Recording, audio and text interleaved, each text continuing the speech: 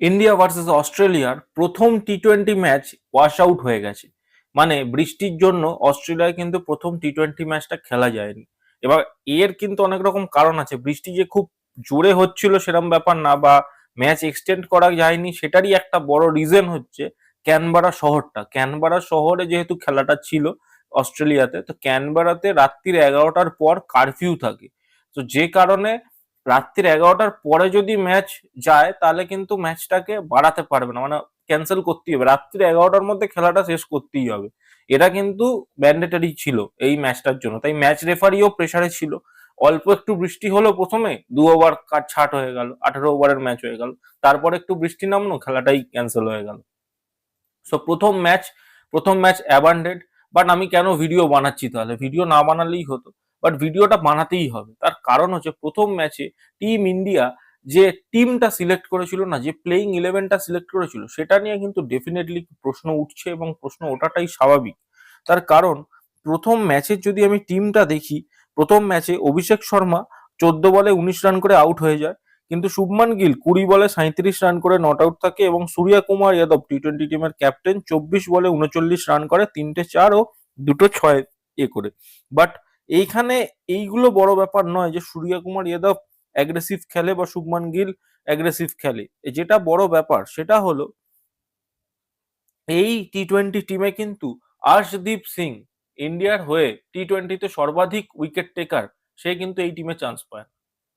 এবার আমি না হয় ওয়ানডেতে মেনে নিতে পারি যে আর্শদীপের জায়গা হচ্ছে না, কারণ ইন্ডিয়া বেশি বেশি স্পিনার খেলাচ্ছে।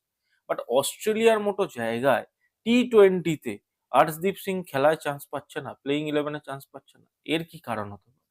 এইটা কিন্তু টিম ইন্ডিয়া বা ইন্ডিয়া টিমের ম্যানেজমেন্ট কেউই ক্লিয়ার করে বলছে না, এবং এটা বলা উচিত, খুব বড়ভাবেই বলা উচিত। তার কারণ হচ্ছে Arshdeep Singh not only the match winner, out and out match winner, Arshdeep Singh কিন্তু টি-20 বিশ্বকাপ 2024 যাদের মনে আছে তাদের মনে থাকবে, জাসপ্রীত বুমরা যেমন ভালো বোলিং করেছিল, আর্শদীপ সিংও কিন্তু ইকুয়ালি ভালো বোলিং করেছিল।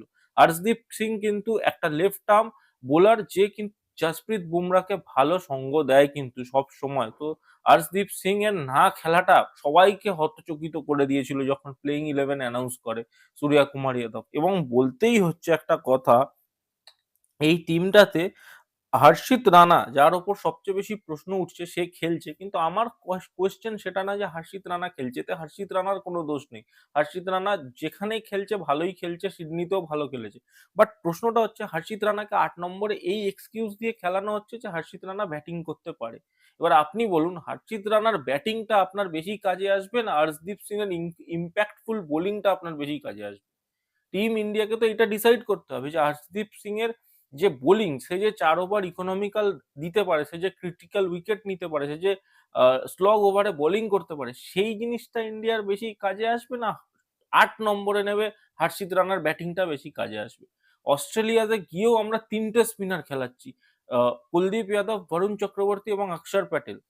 এইখানেও একটা প্রশ্ন থাকছে, কারণ অক্ষর প্যাটেল, বরুণ চক্রবর্তী এবং কোথাও গিয়ে একটা আমাদের কুলদীপ যাদব, 3জন অস্ট্রেলিয়ার মাটিতে খেলছে, এবং fast bowler out and out আমরা বুমরাকে খেলাচ্ছি ও হর্ষিত রানাকে খেলাচ্ছি। তাহলে আমার বোলিং কম্বিনেশনটা ওভারঅল গিয়ে স্পিন হেভি কম্বিনেশনই হলো একটা, যদি আমি দেখি। এছাড়াও একটা প্রশ্ন উঠছে, আমরা কিন্তু শুভমান গিলকে টিমে ঢোকানোর পর থেকে টিমটার ব্যালেন্স বিগড়ে যেতে আমরা দেখছি।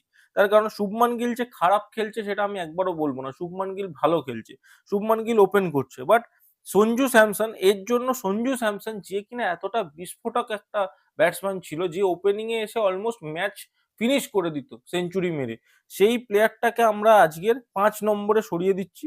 এবং 5 নম্বরে কিন্তু সঞ্জু স্যামসন মোটেই ইম্প্যাক্ট ক্রিয়েট করতে পারবে না, এবং পারছে না। তার কারণ হচ্ছে 5 নম্বরটা তার পজিশনই নয়। আইদার সঞ্জু স্যামসনকে 3 নম্বরে খেলানো হোক, সেক্ষেত্রে তিলক বর্মা নিচে চলে যাবে। বাট সঞ্জু স্যামসনকে 5 নম্বরে খেলানোর কোনো মিনিংই হচ্ছে না, মানে একটা মিনিংলেস খেলানো হচ্ছে। জাস্ট শুভমান গিল ওই পজিশনে ওপেনিংটা করছে বলে কিন্তু এখানে আসে। কারণ টি-20 টিম যদি মনে করে দেখা যায়, শুভমান গিল কিন্তু এই টিমটাতে ছিল না, এই টিমটাই কিন্তু অভিষেক শর্মা আর সঞ্জু স্যামসনই ওপেন করতো, কিন্তু ওই কম্বিনেশন পারমুটেশনের জন্য কিন্তু টিমটা চেঞ্জ হলো। এবার যদি আমি এই টিমের মধ্যে আরো কিছু উইক, মানে লুপহোল বলি, শিবম দুবে, অক্ষর প্যাটেল, এই দুজন কিন্তু 6-এর সাথে খেলছে। তার আগে তিলক বর্মা আর সঞ্জু স্যামসন থাকছে, খুব ভালো কথা। তারপরে হর্ষিত রানা, কুলদীপ যাদব, বরুণ চক্রবর্তী, জসপ্রীত বুমরা, এবং হর্ষিত রানা খেলছে শুধুমাত্র ব্যাটিং করতে পারে তার জন্য। তাহলে আপনাকে ভাবতে হবে যদি এই টিমে হার্দিক পান্ডিয়া ফিরে আসে তাহলে কার জায়গায় আসবে? হর্ষিত রানার জায়গায়। হার্দিক পান্ডিয়া তো কখনো না কখনো ফিরবে, তাহলে কার জায়গায় আসবে? হর্ষিত রানার জায়গায় নাকি শিবম দুবের জায়গায়? এখানেও তো একটা প্রশ্ন কিন্তু ক্রিয়েট হচ্ছে। হার্দিক পান্ডিয়া তাহলে এই টিমে কোন জায়গায় খেলবে? এবং কুলদীপ, বরুণ, আমি মনে করি ইন্ডিয়া শ্রীলঙ্কায় টি-20 ওয়ার্ল্ড কাপটা হবে। কুলদীপ যাদব এবং বরুণ চক্রবর্তী ডেফিনেটলি সেই টিমে থাকবেই থাকবে। থাকাটা দরকার। কারণ এখানে আমরা স্পিন হেভি কম্বিনেশন নিয়েই খেলবো। কিন্তু সেখানেও দেখতে হবে ইন্ডিয়া কোন বোলারটাকে চুজ করে প্রাইম ফাস্ট বোলার হিসাবে। জাসপ্রীত বুমরার সাথে কি হর্ষিত রানা খেলে নাকি জাসপ্রীত বুমরার সাথে হর্ষদীপ সিং খেলে? এটা কিন্তু দেখতে হবে এবং দেখার বিষয়। তো টিম কম্বিনেশন নিয়ে কিন্তু অনেকগুলো প্রশ্ন উঠছে। সবাই প্রশ্ন করছে যে টিম ইন্ডিয়ার হচ্ছেটা কি? এবং এই নিয়ে কিন্তু প্রশ্ন চলছে এবং চলতেই থাকবে। আজকের আমার কাছে আরেকটা সেকেন্ড নিউজ আছে।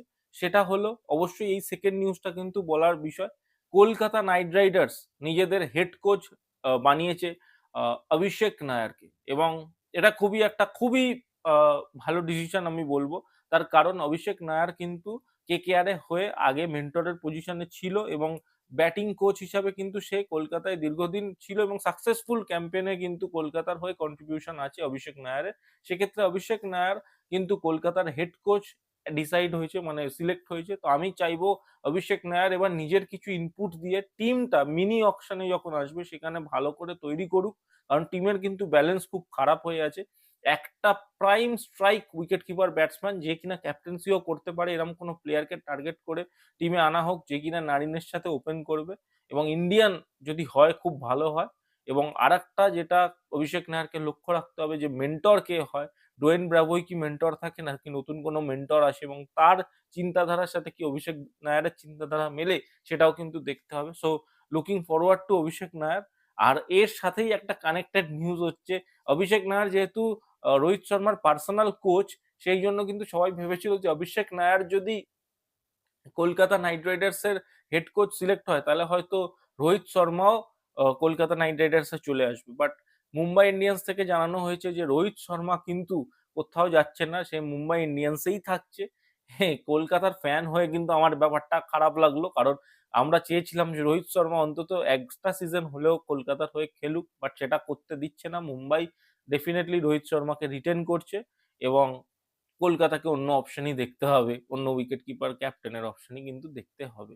সো এই ছিল ওভারঅল আজকের ভিডিওটা কেমন লাগলো ডেফিনেটলি লাইক করে কমেন্ট করে জানান। ভালো লাগলে বন্ধুদের সাথে শেয়ার করুন এবং ক্রিকেট রিলেটেড সমস্ত খবর পেতে কিন্তু ডেফিনেটলি আমাদের চ্যানেলটাকে সাবস্ক্রাইব করুন। এই বলে আমি ভিডিওটা শেষ করছি। ধন্যবাদ।